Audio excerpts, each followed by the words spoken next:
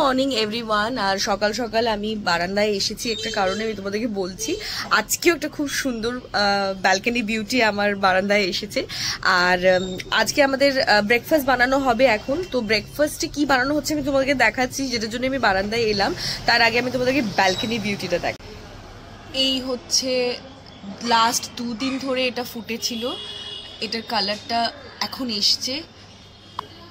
আর এই দেখো কে আজকে ফুটেছে আমাদের বারান্দায়। এই দেখো সেই জবাটা আবার ফুটেছে, কি সুন্দর রং। তো অনেক বড়, ক্যামেরায় কতটা বুঝতে পারছো জানি না। আর এখানে দেখো কুড়িও রয়েছে, এখানে কুড়িও এসেছে, মানে এটা আরও 3-4 দিন পরে এইটা ফুটবে।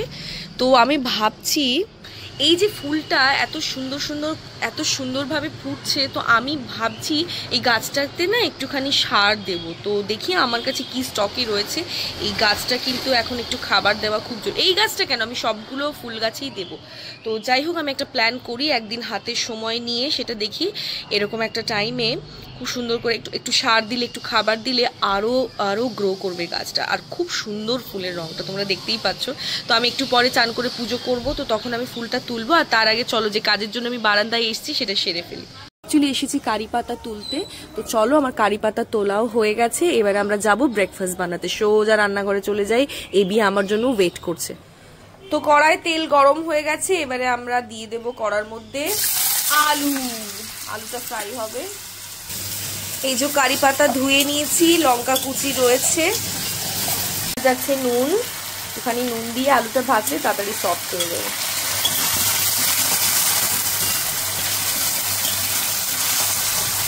একটু চা বানিয়ে নিয়েছিলাম, তো সেটাই এখন খাচ্ছি, বাট আস্তে আস্তে খাচ্ছি, কারণ ব্রেকফাস্টটা রেডি হলে চা দিয়ে খাবো, আমার খুব ভালো লাগে। তো কি ব্রেকফাস্ট হচ্ছে আমি তোমাদেরকে বলছি, একেবারে তৈরি হতেই তোমাদেরকে বলছি।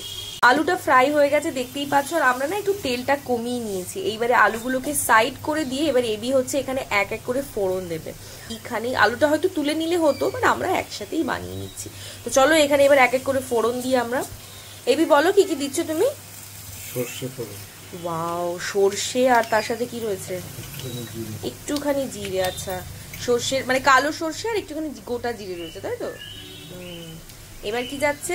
ছোলার ডাল আর মুগের ডাল। ও, এখানে ছোলা আর মুগের ডাল মিক্স আছে। নেক্সট হচ্ছে আদা। তো যেহেতু এটা একটা নিরামিষ রেসিপি, আমরা আদাটাকে গ্রেট করে দিচ্ছি। এখানে এবি আদাটাকে গ্রেট করছে, জল আছে কিন্তু সাবধানে। একদম গরম তেলে এরকম আদা গ্রেট করলে একটা আলাদাই গন্ধ আসে। আর এই ফোড়নটা যা হয়েছে, একটা খুব সুন্দর স্মেল আসছে। ফোড়নটা দেখো হয়ে গেছে। এইবারে দেব কারি পাতা। কারি পাতা দিয়ে দিলাম। কারি পাতাটা পড়তেই আছে, কি সুন্দর গন্ধ আসছে এগুলো।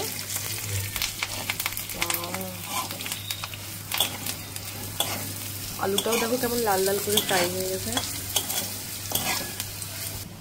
এখানে দেখো আমি 2টো কাঁচা লঙ্কা কুচি করে রেখেছি, তো আমি দিচ্ছি 2টো কাঁচা লঙ্কা এখানে দিয়ে দিলাম। আর ওদিক থেকে এবি দিচ্ছে হলুদ, মানে আমি দিচ্ছি, এদিক থেকেও যাচ্ছে ওদিক থেকেও যাচ্ছে। এখন আমরা দিচ্ছি হলুদ, আর একটু মনে হয় গুঁড়ো লঙ্কা দেবে না, ওই জন্য একটুখানি গুঁড়ো লঙ্কা দিচ্ছি।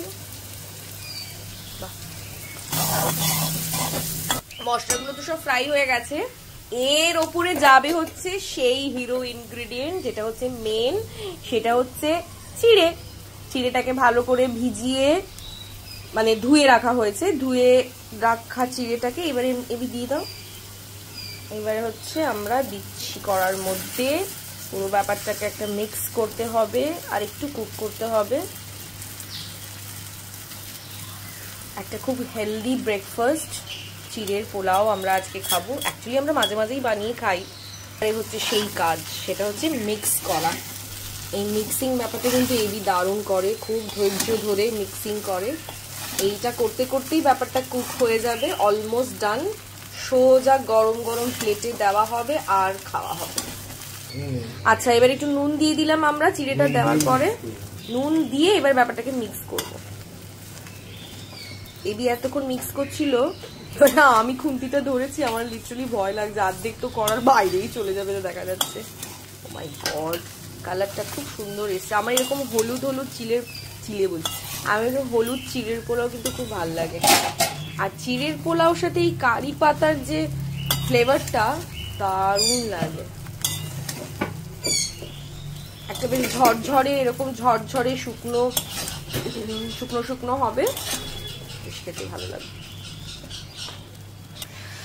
তো এখানে চিড়ের পোলাও একদম ডান হয়ে গেছে। এইবারে এখানটা এবি যেটা দেবে সেটা আমার খুব ফেভারিট, সেটা হচ্ছে এই যে পেরি পেরি মশালা। এটা আমাদের খুব ভাল লাগে বলে আমরা দিই। অনেকে হয়তো এটা, হ্যাঁ অনেকে হয়তো পছন্দ নাও করতে পারে, বাট চিড়ের পোলাওর সাথে আমাদের আবার এটা খুব ভাল লাগে, তাই আমরা দিই। অনেকে আবার গোলমরিচ দেয়। ভালো করে একটু দাও, বাহ খুব ভালো লাগছে।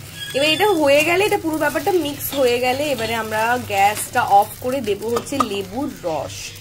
আর আমার স্টকে এইটুকু ধনেপাতা ছিল, আজকে ধনেপাতা কিনতে হবে, এইটুকু ধনেপাতা ছিল, এটাও দিয়ে দেব। এবারে গ্যাস বন্ধ হয়ে গেছে। এরপরে যাবে হচ্ছে মিক্স হার্বস, এটাও অপশনাল।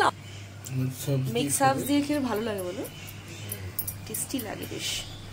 তো এই হয়ে গেল আমাদের চিড়ের পোলাও, সকালের ব্রেকফাস্ট।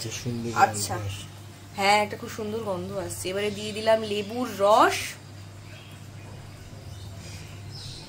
হয়ে যাবে লেবুটা, দাঁড়া একটু দেবো, হয়ে যাবে। আমি ওই জন্য রেখে দিলাম, জানি এটা হয়ে যাবে।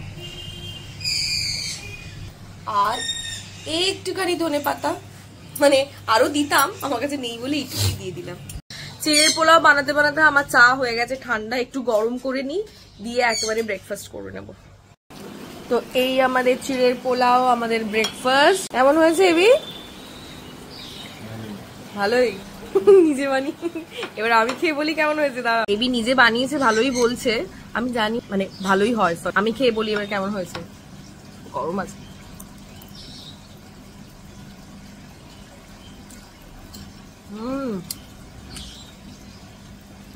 দারুণ tasty, healthy and tasty breakfast.